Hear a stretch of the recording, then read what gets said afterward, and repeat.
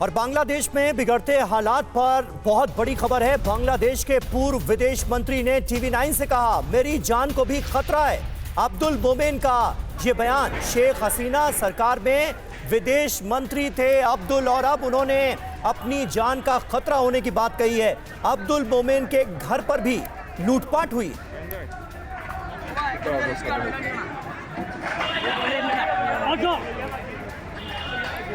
तो ये तस्वीरें आपको दिखा रहे हैं अब्दुल मोमेन के घर पर किस तरह से लूटपाट हुई है, ये तस्वीरें आपको दिखा रहे हैं। और इस वक्त बांग्लादेश के जो हालात हैं उस पर टीवी9 भारतवर्ष ने अब्दुल मोमेन, जो कि शेख हसीना की सरकार में विदेश मंत्री थे, उनसे बात की है।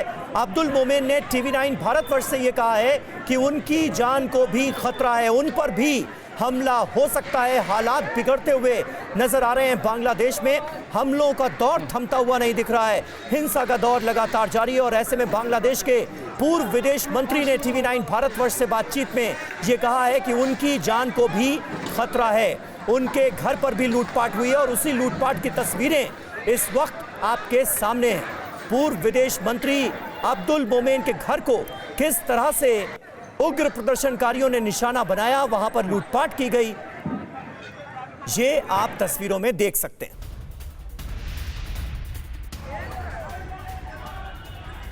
तो बांग्लादेश में किस तरह के हालात हैं इस वक्त, कैसे हालात बिगड़ते जा रहे हैं, इसकी ये तस्वीरें तस्दीक कर रही हैं। शेख हसीना की सरकार में विदेश मंत्री अब्दुल मोमेन की जान को भी खतरा है। ये बात उन्होंने खुद टीवी9 भारतवर्ष के साथ बातचीत में कही है। उन्होंने ये भी हमें बताया कि उनके घर में लूटपाट की गई है। अब उसकी तस्वीरें भी हम आपको दिखा रहे हैं कि किस तरह से पूर्व विदेश मंत्री अब्दुल के घर में प्रदर्शनकारी दाखिल हो गए और यहाँ पर भी अराजकता का पूरा माहौल नजर आया, जमकर की गई लूटपाट।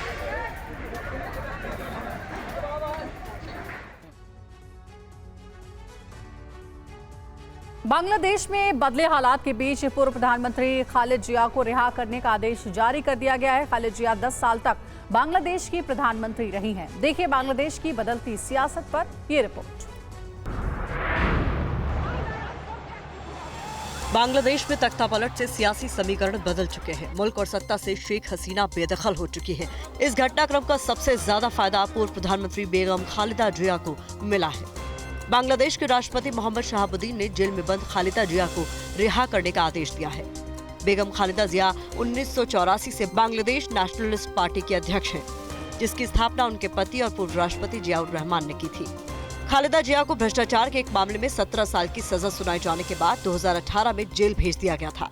खालिदा फिलहाल बीमार है और अस्पताल में भर्ती है। खालिदा को पार्टी और उनके परिवार की ओर से बार बार स्थायी रिहाई और इलाज के लिए विदेश भेजने का अनुरोध किया जाता रहा है, मगर इस संबंध में सरकार ने कोई जवाब नहीं दिया था। अब बदले हालात में राष्ट्रपति ने खालिदा जिया की रिहाई का आदेश दिया है। सेना प्रमुख वकारुज्जमा ने कहा है कि खालिदा जिया की रिहाई के साथ ही इलाज के लिए विदेश भेजने का इंतजाम भी किया जाएगा। खालिदा करीब 6 साल बाद जेल से रिहा होंगी। शेख हसीना के देश छोड़ने के बाद बांग्लादेश में नई सरकार के गठन को लेकर चर्चा का दौर चल रहा है। कहा जा रहा है कि प्रोफेसर यूनुस अंतरिम सरकार के मुख्य सलाहकार होंगे। प्रोफेसर यूनुस नोबेल पुरस्कार जीत चुके हैं। वो बांग्लादेश की अंतरिम सरकार के मुख्य सलाहकार होंगे। उनके नाम का ऐलान आंदोलन के नेता नाहिद इस्लाम ने किया। नाहिद ने कहा कि प्रोफेसर यूनुस ने इस पर अपनी सहमति दे दी है। इस बीच बांग्लादेश में आगे होगा क्या, इस पर सबकी नजरें टिकी हैं। खबर है कि बांग्लादेशी सेना की देखरेख में अंतरिम सरकार बन सकती है और बताया जा रहा है कि जिस तरह से बांग्लादेश नेशनलिस्ट पार्टी की अध्यक्ष बेगम खालिदा जिया को जेल से रिहा करने का आदेश दिया गया, उसके बाद सरकार गठन में उनकी भूमिका भी अहम हो सकती है। ताजा आंदोलन की सूत्रधार रही जमाते इस्लामी भी बांग्लादेश नेशनल पार्टी की सहयोगी है। इसके बाद खबर है कि खालिदा जिया के बेटे तारिक रहमान को पीएम बनाया जा सकता है। अंतरिम सरकार में कई पार्टियां भी शामिल होंगी। खालिदा जिया पर 1996 के चुनाव में धांधली के आरोप लगे थे, जिसके बाद विपक्ष ने बॉयकॉट किया था। 19 फरवरी को खालिदा जिया ने प्रधानमंत्री पद की शपथ ली थी। उन्हें पद से हटाने के लिए शेख हसीना की अगुवाई में विपक्ष ने असहयोग आंदोलन शुरू कर दिया था। बाद में 31 मार्च को खालिदा जिया को इस्तीफा देना पड़ा था।